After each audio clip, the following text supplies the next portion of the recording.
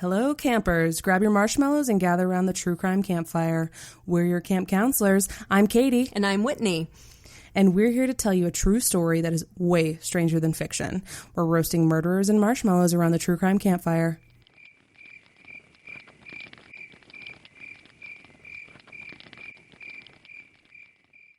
We're all pretty aware of the big, obvious dangers in our lives. We look both ways before we cross the street. We take our vitamins. We lock our doors at night. At least I hope we do after listening to a year's worth of True Crime Campfire. We don't walk down dark alleys alone if we can avoid it. But the real kick in the kidney is, sometimes the worst dangers are the ones we never see coming. Sometimes they sneak into our lives cloaked in darkness, but sometimes we invite them in with a smile. What happens when danger slips past us, wearing a friendly face? This is The Unusual Suspects, a Halloween horror story.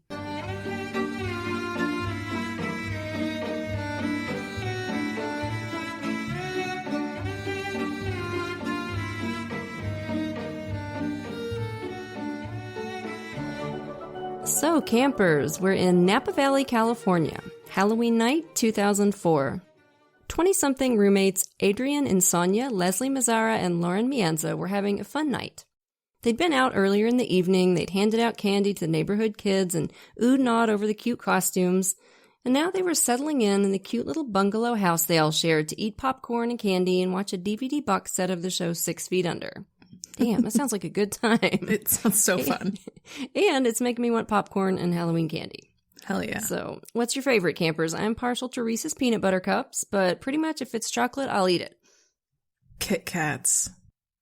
Every single flavor is a banger. Mm-hmm. If you have green tea Kit Kats, campers, or any of the Japanese iterations, actually, please send them to me, and I will love you forever. It's yet another reason for us to get a post office box. It's happening this week. So I'll post the P.O. box. Send me Kit Kats. So they sat down to watch the show, but then Leslie ended up getting a phone call, and Adrian got distracted texting her boyfriend, and Lauren was getting tired, so the movie night broke up kind of early, and everybody headed to bed around 11. By 11:30, they were all asleep. Lauren was startled awake around 1 a.m. by the sound of her dog, Chloe, growling. She sat up on her elbow and looked over at her, and Chloe was not happy about something. She was standing up in that rigid, hackles-up body language that's basically dog for red alert. Lauren's window looked out into the backyard, and as she was looking over at Chloe, she saw the security light in the backyard click on and then off. And she figured, okay, it's one of the neighborhood cats, because they'd been through that song and dance many times before, so she just said, "Chloe, chill, lay down," and settled back into bed. Yeah, I check out the window every time my dog so much as, yips, but that's because I'm a paranoid freak. But I get that, not this again attitude for sure, especially if your dog is just one of those yappy dogs that barks at the wind blowing too hard. Yeah, and a moment later she heard rustling sounds from the direction of the kitchen, so she thought, okay, it's one of the roommates. And again she closed her eyes and started to drift back to sleep. But a couple minutes later, there was a new noise. This time from upstairs. Kind of a thunk, thunk, thunk, thunk, like a rhythmic thumping sound. Lauren thought, Leslie must have a guy over. God, the plaster's gonna start falling down from the ceiling. But after a few moments lying there and listening to that noise, Lauren started to get that prickly feeling that something was wrong. But as we so often manage to do, she talked herself out of it and tried to go back to sleep. The next thing she heard was a short, sharp sound, like a really quick shriek or a scream, but it was so fast that she almost wasn't sure she'd even heard it. She sat up in bed and just listened. And then, a scream.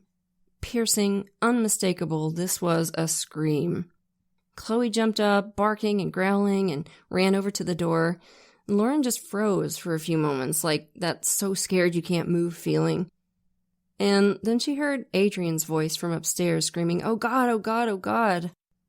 And underneath the screaming, she could hear the sounds of a struggle. The sound of her friend's screams snapped Lauren back into herself. And she kind of got her legs under her, and she stepped out into the hall with Chloe. And then she heard glass breaking, and she realized that it was probably the glass candle holder on the little rickety table on the landing of the stairs. And then before she could think anything about that, she saw a dark figure come crashing down the stairs, running right towards her. And Lauren's legs took over the decision-making. She just bolted, running right out the back door into the backyard. But once she got out there, she had the horrifying realization that she was trapped. The backyard was all fenced in, and now Lauren didn't have anywhere to go.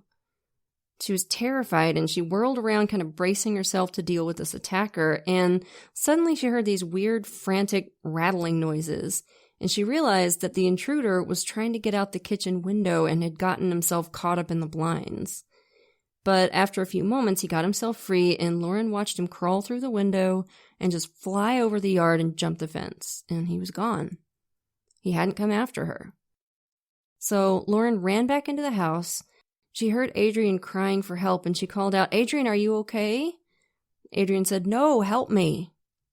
Lauren ran to the kitchen for the cordless phone, but the line was dead. Whoever this attacker was, he'd cut the phone lines before he broke in. Clearly, he'd wanted to make sure they couldn't call for help. It makes it so much creepier, doesn't it? Just so premeditated. Ugh. So scary. Lauren was petrified with fear. She wanted to help her friends, but she was so scared to climb those stairs. She called out to Leslie. "Leslie, we need help." But Leslie didn't answer. So finally, reluctantly, Lauren headed up the stairs. She could see streaks of blood all down the walls in the stairwell. Oh my God. Finger marks and blood, just like a horror movie. Ugh. There was a light on in Adrian's room, and Lauren could see her lying on the floor. There was blood everywhere. As Lauren headed towards Adrienne, she realized that her feet were slipping in it. Oh my God. She was sliding around in her friend's blood. Adrienne was still alive, still breathing. For a few moments, she moaned a little, but then she went quiet. And when Lauren called her name, she didn't answer. Lauren could see her breaths getting more and more shallow. Oh, man. As she leaned over her friend, Lauren spotted something out of the corner of her eye. It was Leslie, lying face down on the floor, not moving. Lauren just panicked and fled. She bolted down the stairs, grabbed her cell phone and her dog, ran out to her car, and peeled out of the driveway, dialing 911 as she went. Later, she said, "I just wanted to get away. I just wanted to get away from the house. I was scared that he would come back." Yeah. Hell yeah. Hell yeah. She didn't go far, and the 911 dispatcher stayed on the phone with her until she saw the police cars approaching. The police who responded to the scene said later that they could feel the horror of what they were about to see before they saw it. It was that bad. It was as if whatever just happened had left a buzz in the air and they could feel it, and their hair was standing on end. They could smell the blood. And upstairs in Adrian's room, they came upon the horror scene. Blood spray and blood spatter and blood pools. Adrian lay dead, her portable phone in her hand. She'd been trying to call for help. Leslie lay dead a few feet away. The investigators didn't find any sign of a murder weapon, and they weren't sure what kind of wounds they were dealing with yet because there was so much blood. All they knew was this was a vicious crime. They found blood on those wooden blinds in the kitchen, the ones that Lauren had seen the intruder get stuck in on his way out the window. They very much hoped that this was the killer's blood and that they could get DNA from it. Under that same kitchen window, they also found a bundle of plastic zip ties with a rubber band around it. Obviously, our guy dropped it as he was running away. And they found something else interesting, too. In the backyard were 2 Camel Turkish Gold cigarette butts. This was a really new brand back then, so they were stoked. This could actually be a good lead. So they sat down with Lauren to take her statement, started canvassing, and just generally started working the case. They quickly learned that Adrienne had a boyfriend, Christian, who'd just seen her earlier that night and spent the whole previous day with. So at about 7:30 that morning, they headed over to the house where Christian lived with his parents. They didn't tell him about the murders yet. They just told him there'd been a burglary at Adrienne and Leslie and Lauren's house, and that there'd been some injuries. They asked him where he'd been the night before, and he said he'd been in bed sleeping ever since he saw Adrienne. So, not a great alibi. And for the record, this is always my alibi. I'm always at home in bed. If not physically, then mentally, spiritually, and emotionally. Yeah, I'm not sure spiritual counts when they're asking you your whereabouts, but we'll try and remember that. Well, I'm just saying, like, it's my mentality. I'm just always in bed. It wasn't me. I was in bed. No one can confirm it. When they finally told him Adrian was dead, he broke down sobbing. He said he couldn't believe anyone would want to hurt her. She was the perfect person. This is interesting because later on, we're going to talk about some of Leslie's boyfriends too, and one of her boyfriends said exactly the same thing, that Leslie was a perfect person.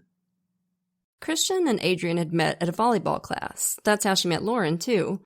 They had what most of Adrian's friends have described as a very imperfect relationship. Christian had a short fuse, and that really bothered Adrian.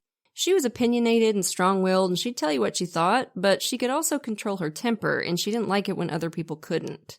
So they fought a lot, and they'd argued so much over at Adrian's house, where Lauren and Leslie had overheard them, that Christian was embarrassed to go over there anymore, so he'd make excuses.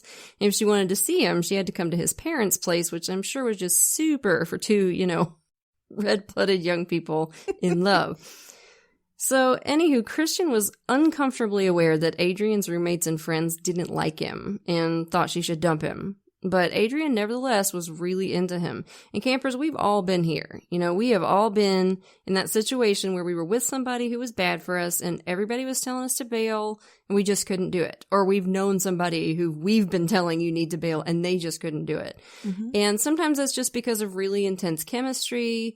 Sometimes it's because you think you can fix them or help them, whatever.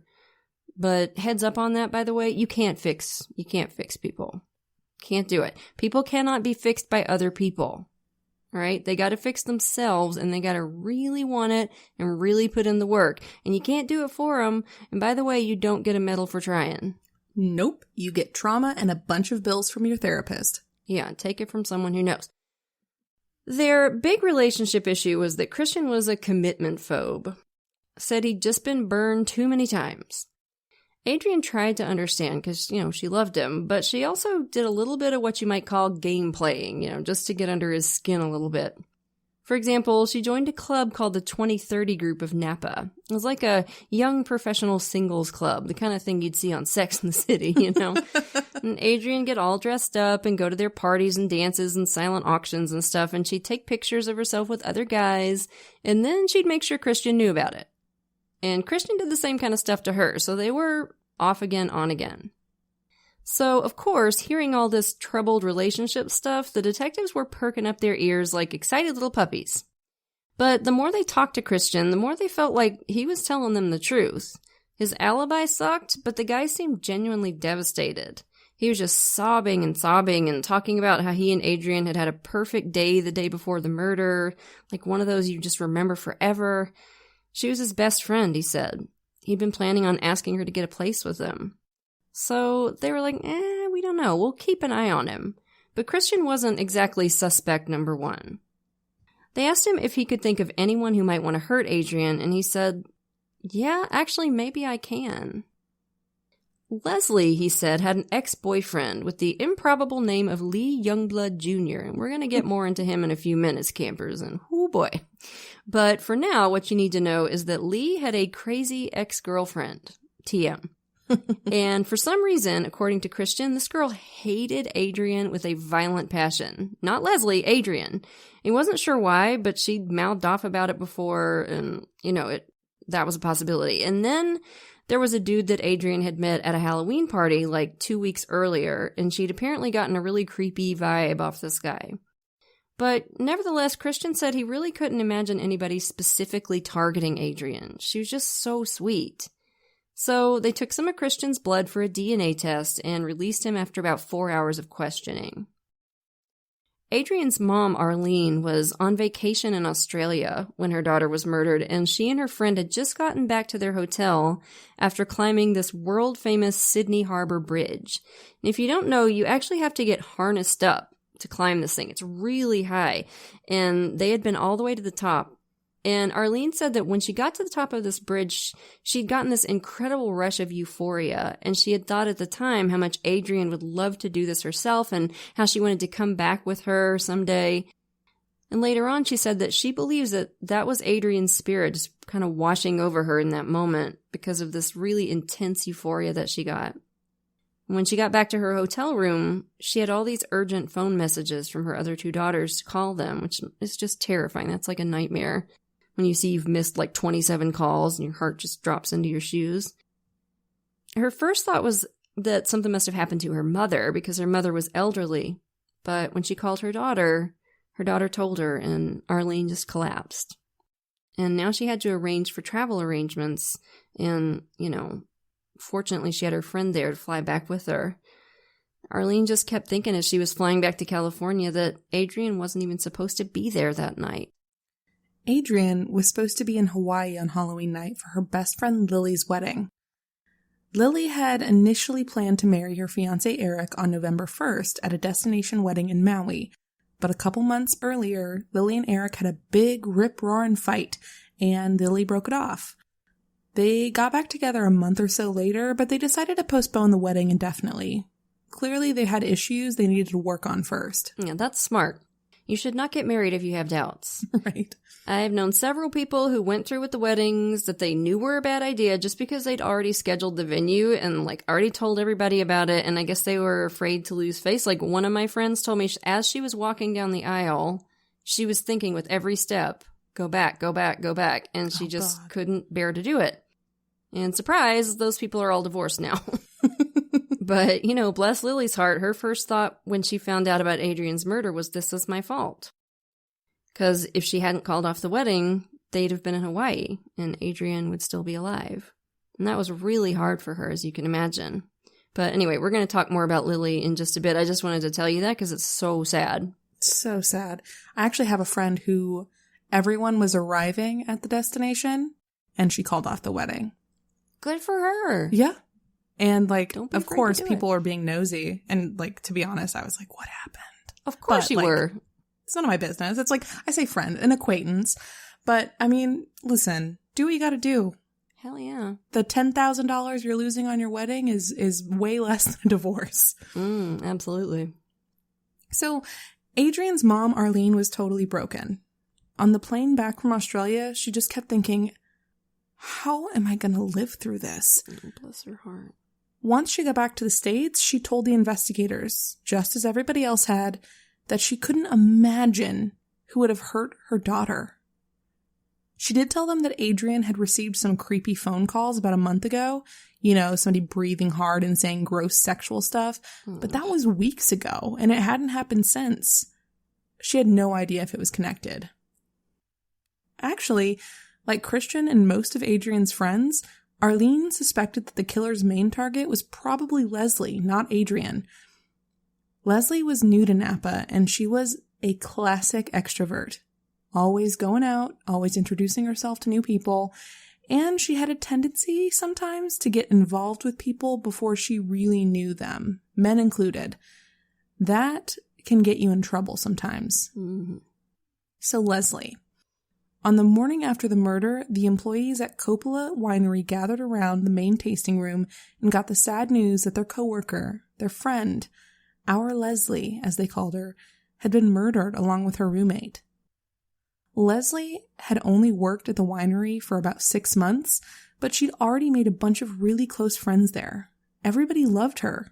Yeah, and look, I know that people say that about murder victims all the time, but seriously, people loved this woman. She had some kind of magic about her. People said she exuded warmth, she made people feel comfortable, she had that famous Southern charm in spades, which is a real thing, y'all. I have just a little old sprinkling of it myself, so I can tell you. Leslie was just one of those larger-than-life presences, and when somebody like that is taken, it's really surreal for the people around them. It's 1 minute they're there, and they're filling up the space with their, energy and their spirit, and then they're just gone, and it's really, really weird and sad. Oh, God, and her poor family. They were pretty much the last to know about the murders, because her mom and brothers had a different last name than hers. So it took the police a while to find them. And when they found out, they were gutted, of course. It was like somebody had turned off the lights in their world. Leslie was from South Carolina, so she had that Carolina drawl, which out of respect for my Southern friends, I am not going to do an impression of. She was really striking. Dark hair, big megawatt smile. She'd won a pageant back in 2002. She wasn't really a pageant girl per se.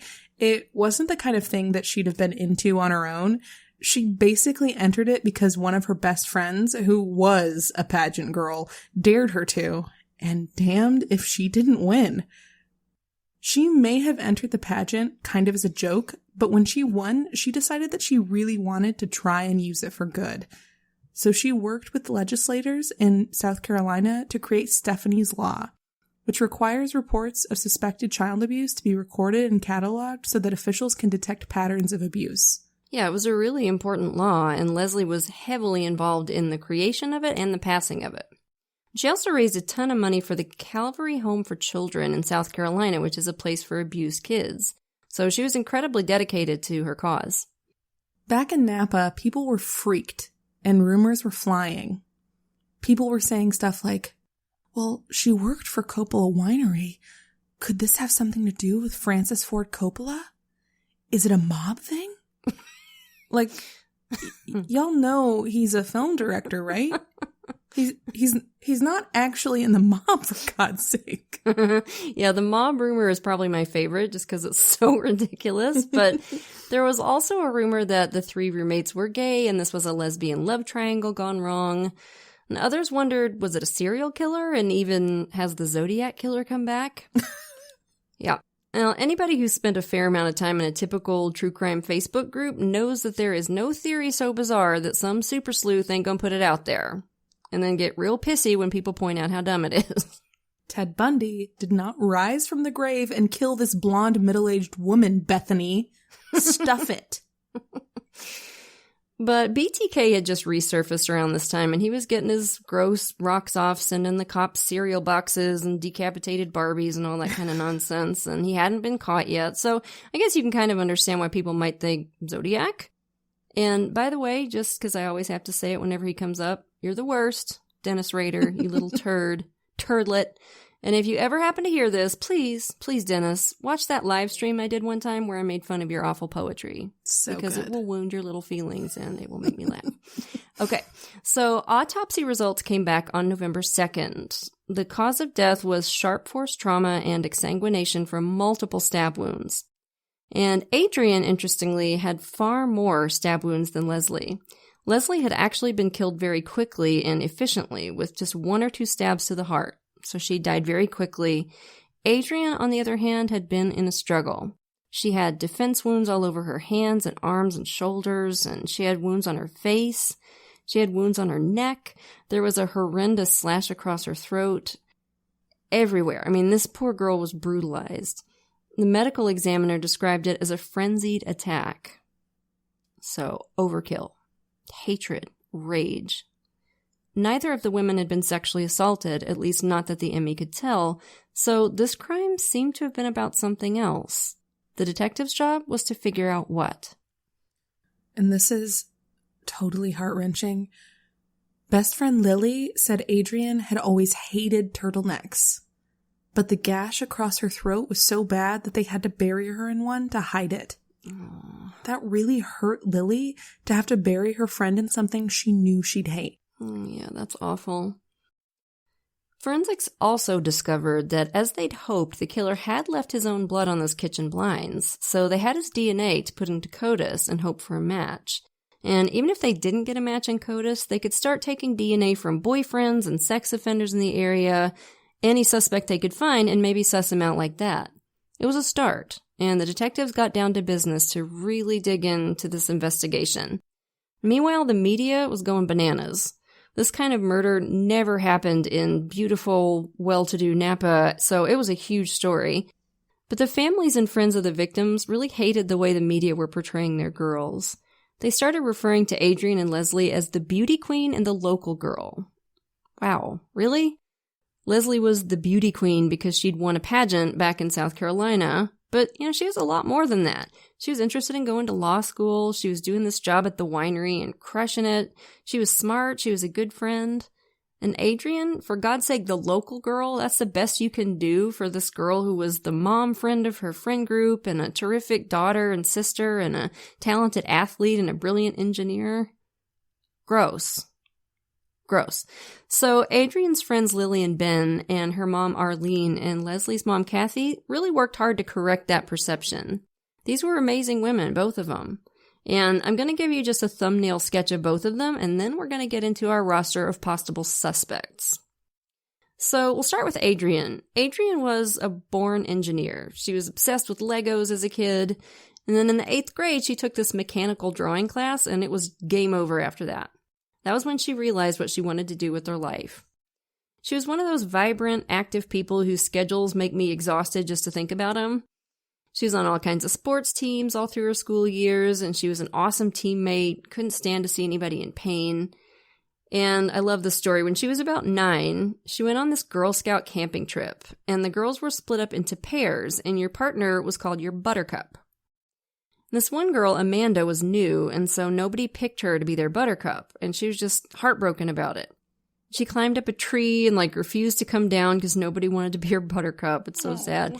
And Adrian, bless her sweet little pumpkin heart, climbed the tree and sat on the branch with this girl and said, "I'll be your buttercup." So little Amanda came down, and they were friends forever after that. And at Adrian's funeral, Amanda actually kissed her on the cheek and said, "Goodbye, buttercup," which just about wrecked me when I read it. I'm just about to cry just thinking about it. So, she had that kind of a giving spirit. But she also wasn't a goody two-shoes. Her passion was volleyball, just like yours, Katie, and she was cutthroat competitive. She'd trash talk, she'd stomp around if she lost, that kind of thing. So she had just enough of a little edge on her to keep things interesting. Hey, hi, hello, hi. If you played against me in high school, no, you didn't. And I definitely did not trash talk you. That's a different Katie. College, I reformed, but in high school, I did not trash talk anybody. Absolutely not. And she'd overcome some serious adversity, too. In high school, she almost died in a car accident and had to fight her way back from temporary brain damage and problems with reading comprehension and coordination and depression, which has got to be really hard for an athlete in particular, whereas she was a star on the volleyball court and suddenly she was having a really hard time. But by God, she did it, and by the time she was murdered, she was working her dream job and pretty much having the time of her life. And Leslie. What most people seem to mention when asked about Leslie is her charm, her bright energy, her big, radiant smile. She was an amazing dancer. She'd studied ballet in New York for a while on a scholarship. She was smart and obviously very pretty, but she didn't take herself too seriously. She liked showing off her burping skills. She could even burp the alphabet. This again was impressive. And after she won the pageant, she used to call her mom and say, "Mama, I'm doing laundry with my tiara on," which I think is just the cutest damn thing I've ever heard in my life. It's so cute. Makes me want to do laundry with a tiara on. Right? She'd come out to Napa on her mom's advice to just kind of have fun for a while she was figuring out her next steps in life. And Leslie had a lot of people in her life, and some of those people were, I think the scientific term is turds. Leslie definitely had some kind of magic about her when it came to men. They'd always gravitated to her, and when they fell under her spell, they fell hard. And it didn't take long for investigators to figure this out after her murder. As a matter of fact, they soon found out that somebody had been sending Leslie envelopes full of cash, not just a little cash, $500, $1,000 at a time. Lauren, the surviving roommate, said, yeah, somebody's been sending her those. But she didn't know who. Nobody seemed to know.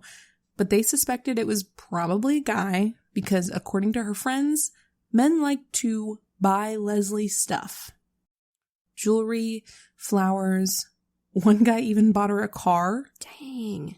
And one of her friends said, look, it's not like she ever asked those guys to buy her things. They just did. This seemed like a possible lead. And as the investigators dug into Leslie's personal life, they discovered a whole new slew of possible suspects. The first guy who drew their attention was John DeMarco. Well, I can see why, since he clearly has a Lifetime movie villain name. John DeMarco. The dashing John DeMarco who's richer than God and makes women cry for sport. John was 35, a little bit older than Leslie.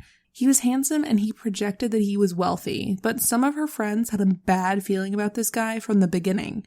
And after the murder, they turned the police onto him as a possible suspect. Leslie had a date with DeMarco a day after she'd received a big bouquet of flowers from another guy. And when DeMarco saw the flowers, his eyes went black, and he got this look on his face that Leslie's friend described as pure evil. It made the hair on the back of her neck stand up. Her friends described him as a slick type, like a car salesman, a smooth talker. A few weeks before the murder, a bunch of Leslie's friends went out with her and DeMarco. They took tons and tons of pictures, like you do, and later, when they got them developed, this was 2004, remember, they realized that this guy wasn't in any of the pictures.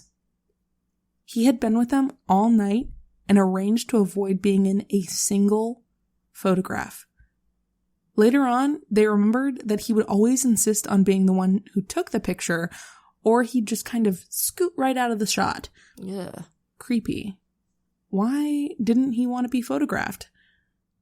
Leslie had sent this guy an email saying that she wanted to be sure he knew that they weren't exclusive and that she wanted to see other people. He freaked and he sent her this really worrying email back, like, I can't believe you're doing this to us. Very possessive and angry. And he'd called her and gotten really mad on the phone and it really upset her. So he was definitely high on the list. And the detective soon discovered that this guy was in a long-term, serious relationship with a woman that he'd been with for 13 years. They weren't married, but it was close. I mean, they lived together. So they thought, maybe that's why he didn't want to be in the pictures. DeMarco agreed to give a DNA sample, so they took that and sent it off. But, of course, those tests take time, even more then than now. So it was going to be a while before they had any results.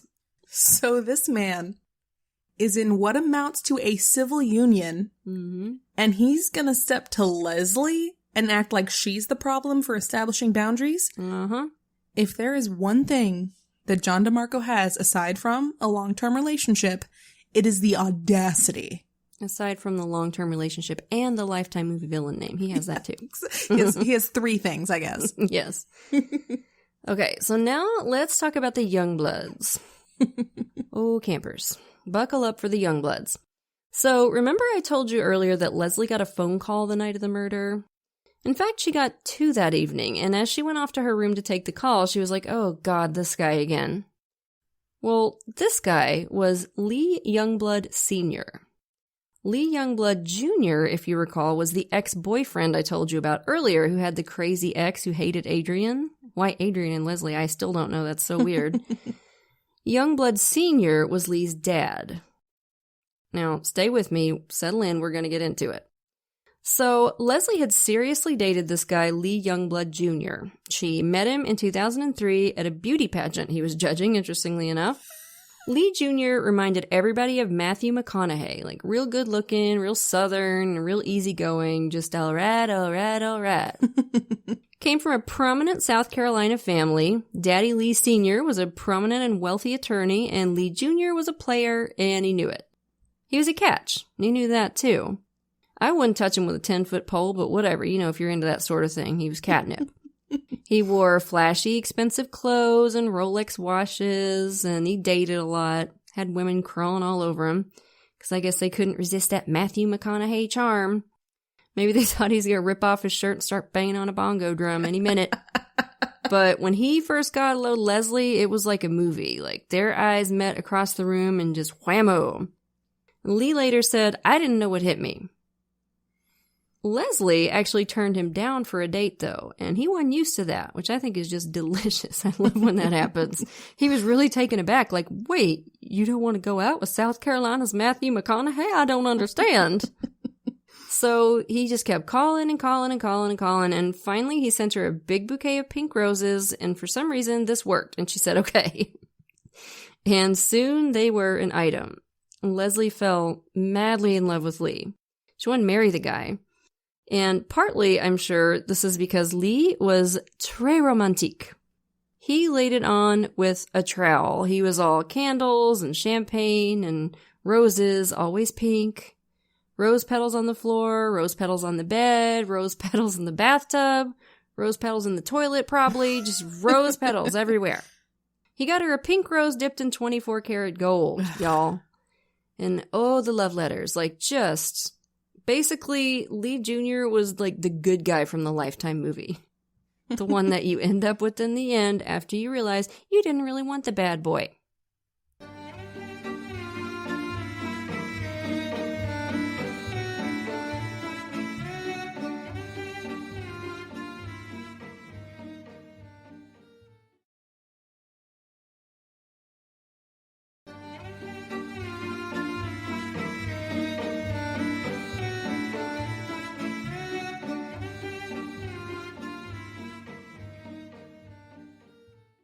Lee made sure Leslie knew he'd put his player days behind him, so she moved in with him after graduation, and all was peachy keen for a while.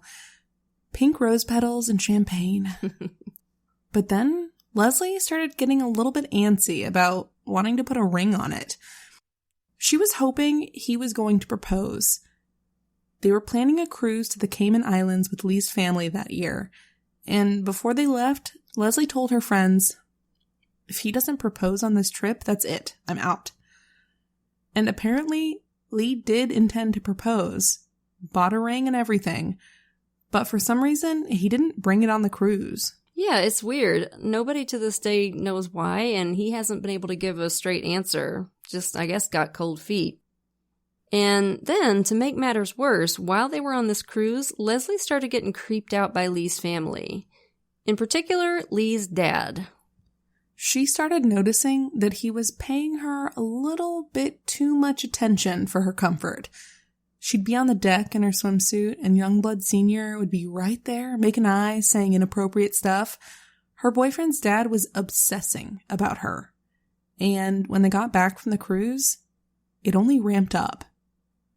He started calling her just to chat. Over and over. And if she didn't answer, oh my God, Lee Sr. actually owned the house where she and Lee Jr. were living, because of course he did. Yeah. It was his house, so if she wouldn't answer her phone, he'd just show up at the house, uninvited and unannounced, when his son was not there. Good God. Okay, so imagine your significant other's parent just coming over unannounced like that. Just gives me the heebs and the jeebs. And unsurprisingly, between this and Lee Jr. not proposing on the cruise, it all just got to be too much for Leslie, so she broke it off with Lee. And soon after, she moved to Napa. Now, Lee Jr. was sad, but Lee Sr. was devastated. He was more upset than his son was. And he kept going on about how he couldn't believe she left without saying goodbye to him. Dude. And when the Napa police looked at Leslie's phone records and found that she'd spoken with Youngblood Sr. twice on the night of the murder, now that, campers, that got their attention. Yeah. When Leslie's friend Amy found out about that, her stomach dropped. She had been Leslie's confidant the whole time that this guy was calling and coming over unannounced. Amy's first reaction was that he was involved in it somehow. She just knew it. And she told the detectives to look hard at Lee Sr. They talked to Lee Jr. first, and he seemed completely devastated. He kept talking about how she was the one he wanted to marry. He was living with a roommate at the time, and the roommate said that the night he found out about the murders, he curled up in a fetal position on the floor and slept there with a baseball bat, just rambling about how he was going to kill whoever did it. Whoa. Lee Sr. actually reached out to the Napa police himself. I guess he figured they were going to come knocking. So he admitted that he'd called her that day, but he denied everything that they'd been hearing from Leslie's friend. So it was, absolutely not. I've been married for 35 years. I don't need to be messing with that. She was my son's girlfriend, blah, blah, blah, blah, blah. He said the reason he'd called her twice on the day of the murder was because she'd been looking for her birth certificate and thought she might have left it in the house that she'd lived in with Lee, so he was just calling about that. So nothing but denials from Lee Sr. And they quickly discovered that he did have an alibi for the night of the murder. Hadn't been anywhere near Napa. But of course, they knew this didn't necessarily mean he wasn't involved. Murder for hire is a thing. Jeff, the one hitman who exists, does get around. And Lee Sr. was wealthy. He was connected. And there were rumors that he'd been the one sending Leslie money. Remember those big envelopes of cash? He denied this too, though. He said the only time he'd ever given her money was at Christmas along with everybody else in the family. But detectives were suspicious. And there was an interesting detail that could support this theory that he may have hired someone to kill Leslie. Witnesses had reported more than once that on the night of the murder and right around the time it happened, a cab had dropped off an unknown man in the area of the house. Their neighborhood wasn't a place where there was a lot of through traffic, so this struck the investigators as potentially significant.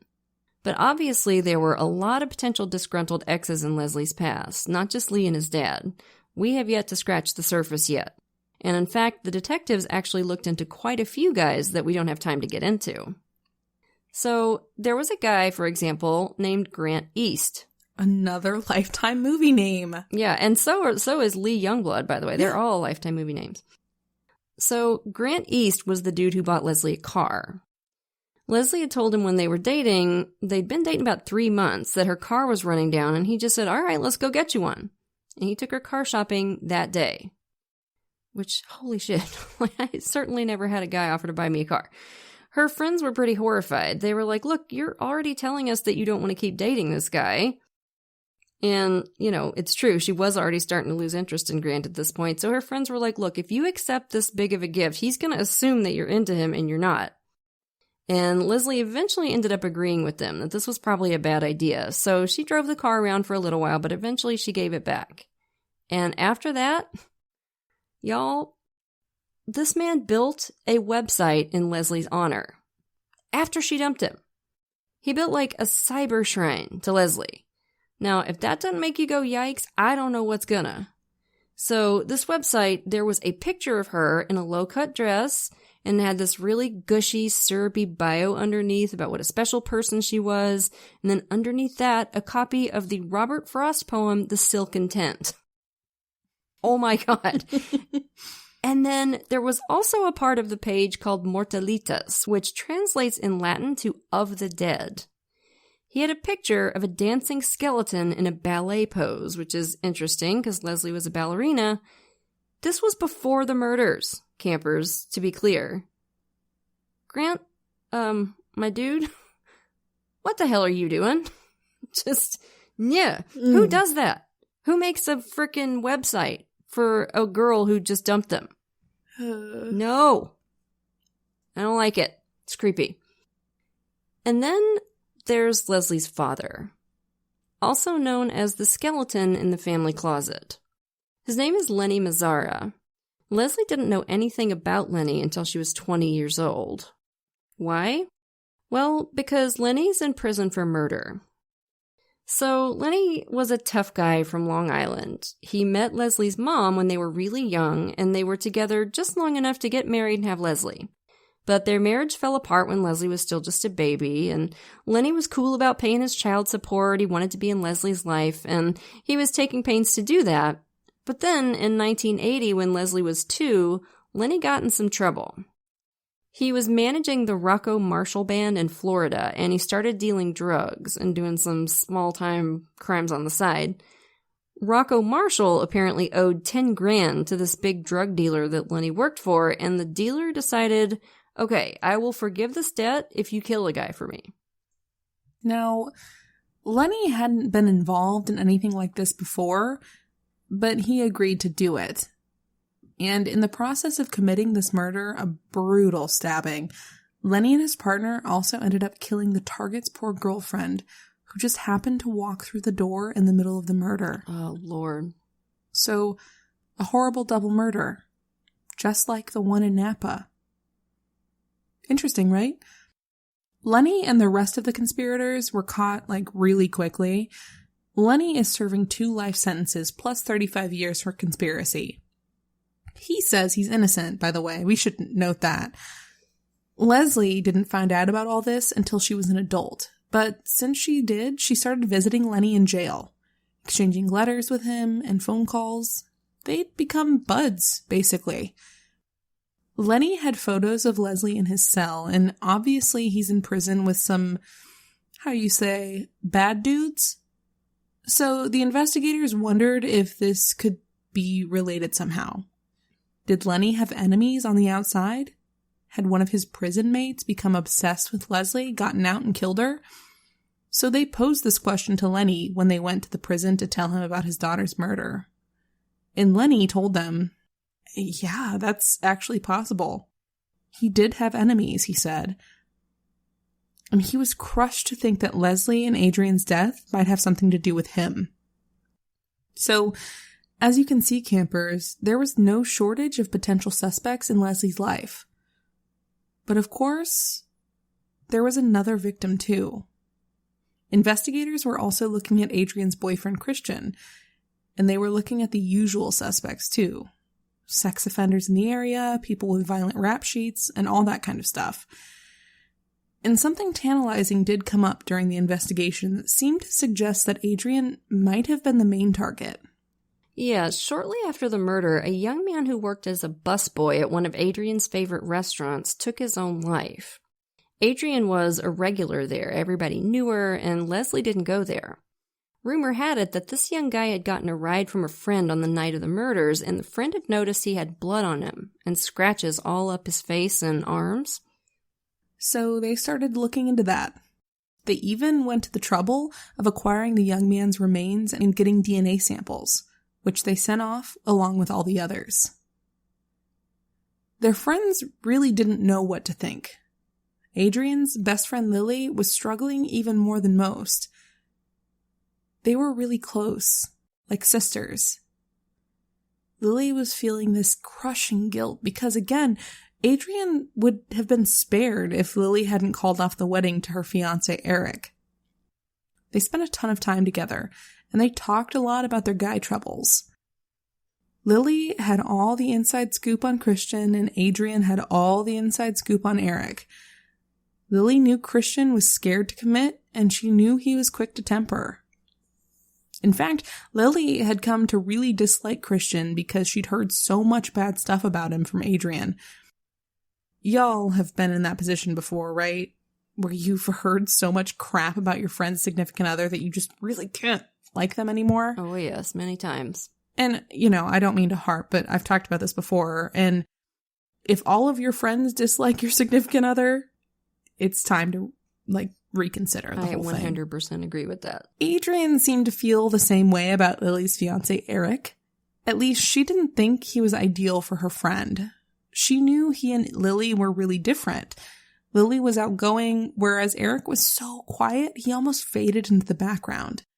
He'd engage with you if you initiated conversation, but otherwise, he was kind of in Lily's shadow. Lily's last conversation with Adrian was haunting her. Lily had been sick with a bad cold the whole week before the murders, and she and Eric had been fighting a lot.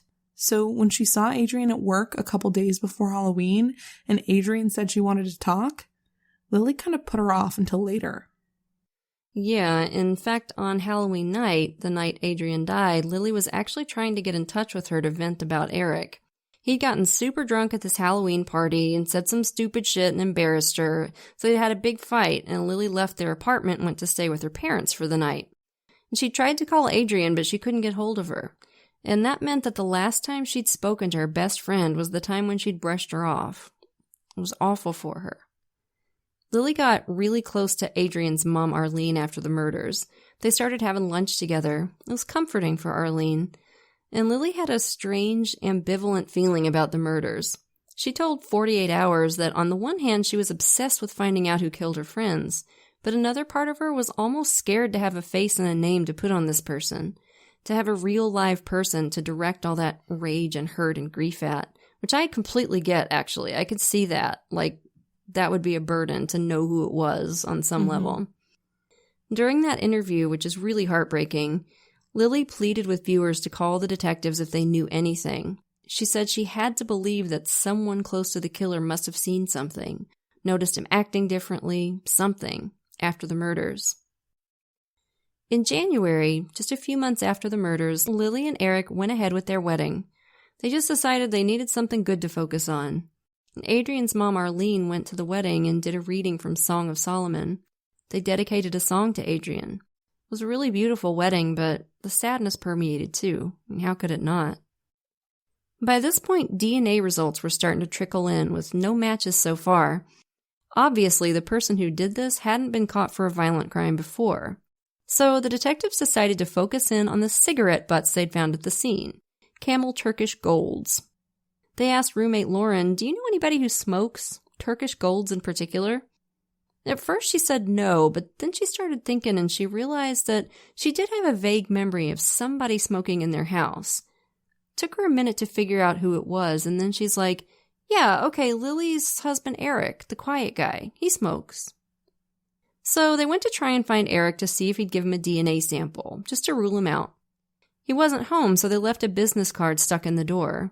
On the back, they wrote a short message that they needed to talk to him and to please call them back. Then they went on about their day, not really thinking anything of it. A few days later, a guy named Brent Koppel got a letter in the mail. He opened it up, and as he read the first paragraph, his heart started to pound out of his chest. The letter read, "I have a dark side no one knows about. I can no longer live with myself for what I've done, and I know that if I come forward and confess, it's going to be a death sentence.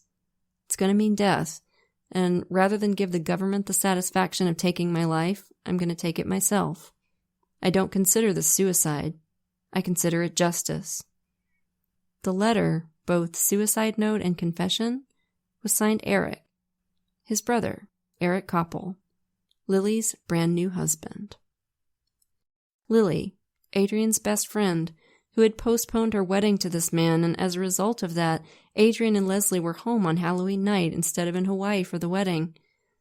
Lily, who had said to a reporter, "I'm almost afraid to have a face and a name to put to this person who took my friend, but I'm obsessed. I have to know who did it."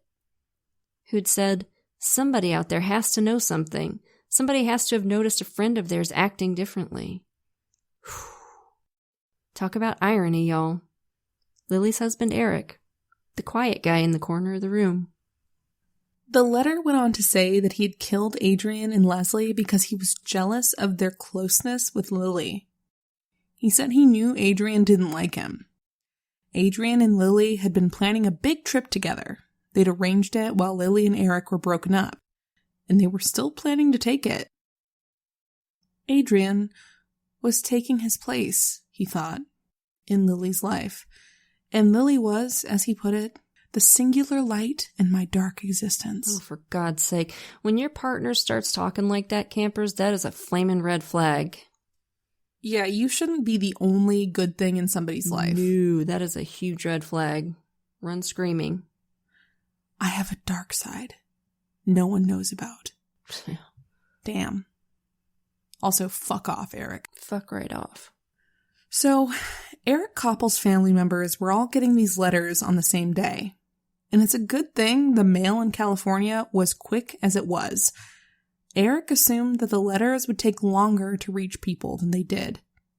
And as soon as his brother got his, he immediately called the rest of the family, and they were able to grab Eric before he could hurt himself. And then they marched him to the police station. And good for them. Okay, so take a second, y'all. Are your minds blown to smithereens yet? Because mine was. I did not see that coming, at all. Nobody did.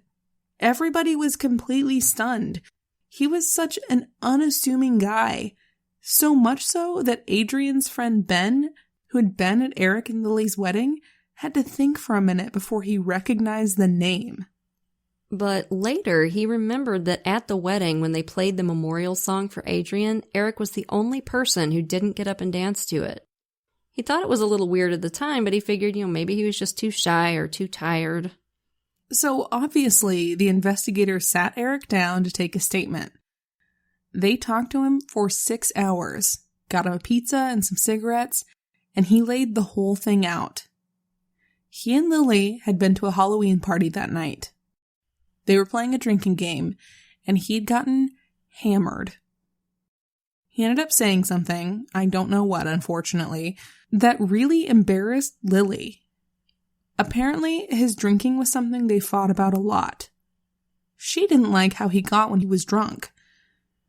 So when they left the party, Lily drove him home and she said, I'm not staying with you while you're like this. You're being ridiculous.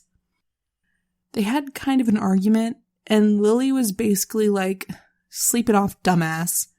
And she went to stay at her parents' house. Eric claims he only remembers bits and pieces of the night after Lily left, but he remembers that he started feeling panicked, that he was losing Lily. And he started thinking, it's Adrian's fault. She's put this in Lily's head. She's trying to take her away from me. Lily loves Adrian more than she loves me. I'm going to lose her. So he grabbed a knife, and he got in his car, supposedly still extremely drunk.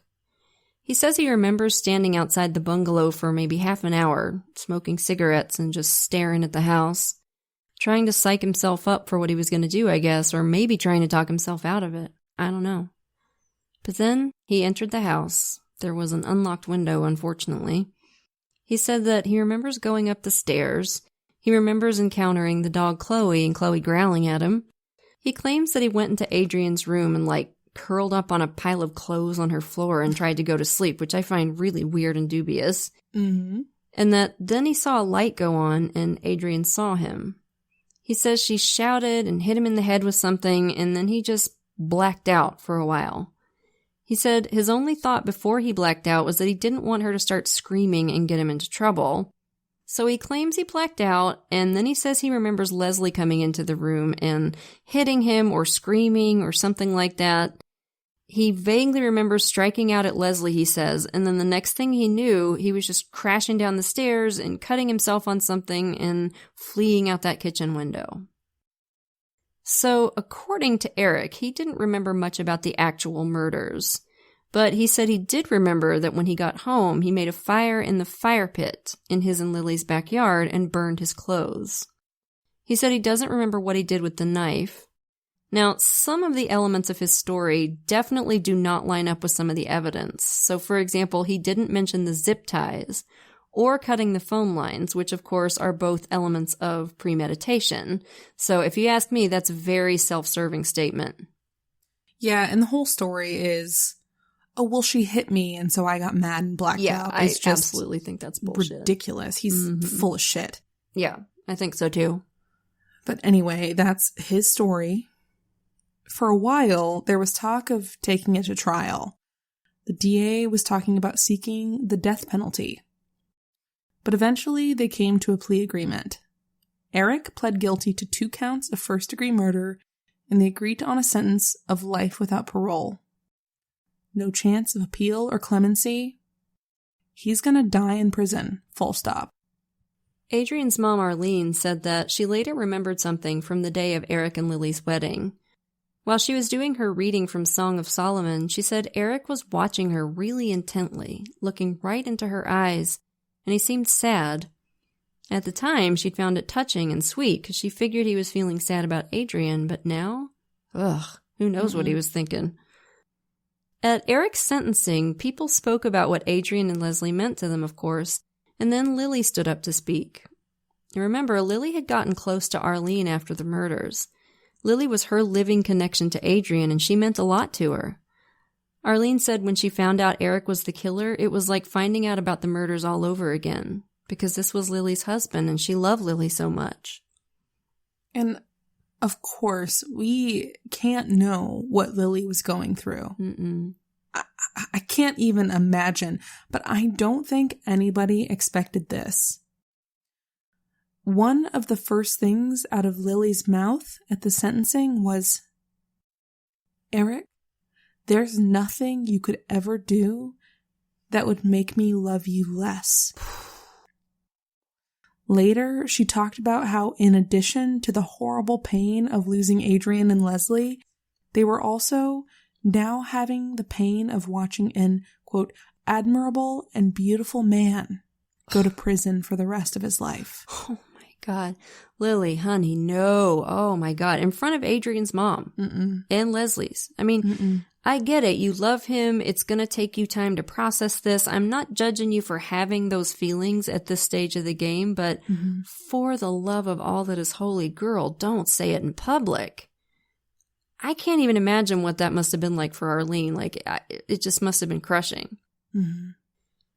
Eric spoke too. He was so emotional he could barely get the words out. He was kind of choking back sobs the whole time and kind of speaking at a whisper, talking about how he'd had to face the darkness inside himself and he was so sorry, etc., etc. And he definitely did seem sorry, but I suspect he was feeling sorry for himself, possibly for Lily. And about Lily, a lot of people have wondered if she knew it was Eric before he confessed. So I'm curious, what do you think about that, Katie? And no, I don't think so. He was too obsessed with his mask to let it slip. I mean, I have a darkness inside of me that nobody knows about. Yeah, he didn't say no one but Lily. Right. He was a pathetic little worm that didn't deserve to breathe the same air as anyone in this story, even the weird webpage guy. Even the weird webpage guy. Yeah, I agree, and I know the detectives didn't think so. Lily's reaction was just so totally stunned, and her behavior after the murders, like going on 48 hours and begging the public for help, I really don't think she had a clue. Although it is chilling to watch that interview, especially since later they did a follow-up and said that Eric was actually in the room with them when they recorded it. So he was like sitting back in the shadows listening to her say all that. It's creepy to watch her talking about part of her being scared to find out the killer's identity. So if she did know anything, I think she only knew it on a very deep subconscious level. But that's possible, I think, that maybe on some very deep level she suspected. But I don't think it was conscious. I think he was probably trying real hard to keep that dark side hidden from Lily because he felt like she was the only good thing in his life. Some people are that good at keeping who they are under wraps. And I wish more than anything we knew more about his background, but we don't know a lot. He was very religious, apparently. Yeah, irony. And he wanted to go into the military at one point to West Point, but he ended up being so afraid he'd fail at it that he didn't go, which I think is kind of interesting. Yeah. He seems like someone who was very much fueled by fear. Fear of losing Lily, especially, who he'd fixated on as his lifeline. And he decided it was Adrian's fault, that she was pulling away, because of course it couldn't be you, Eric, and your shitty behavior. Right, asshole? And the rest, sadly, is history, and this does happen. I had a extremely close friendship back in my high school and college days, and for a while, every single guy either of us dated had a huge problem with our friendship and felt really threatened by it. So, I mean, it definitely happens. Yeah, and I won't get into it because it's a very traumatic story for me, but I've had similar stories where people are just so threatened by a close female friendship, and it's like, I'm not here to step in, dude. You're fine. Yeah, it's really bizarre. One of the amazing ironies of this case to me is that everybody assumed that Leslie was at the center of it because she was the one with all the men in her life and so many of them were obsessed with her. But as it turned out, Leslie was just in the wrong place at the wrong time, just trying to help her friend. At least her family knows she died a hero. And Adrian did too. She fought like a tiger to survive. Her mom still drives her car, still with her preset radio stations. It's little details like that that really bring these cases home. So, that was a wild one, right, campers? You know we'll have another one for you next week. But for now, lock your doors, light your lights, and stay safe until we get together again around the True Crime Campfire. And we want to send a shout out to a few of our newest patrons. Thank you so much to Jess, Patricia, Callista, and Mermaid Hair Everywhere, which is a great handle. We appreciate you all to the moon and back. And if you're not yet a patron, you're missing out. Patrons of our show get every episode ad-free at least a day early, sometimes more, plus an extra episode a month. And once you hit the $5 and up categories, you start getting even more cool stuff. free sticker, a rad enamel pin, virtual movie nights with Katie and me, all kinds of great extras. So if you can, come join us. You can follow us on Twitter at TC Campfire, Instagram at True Crime Campfire, and be sure to like our Facebook page. If you want to support the show and get access to extras, please consider becoming a patron at patreon.com/truecrimecampfire.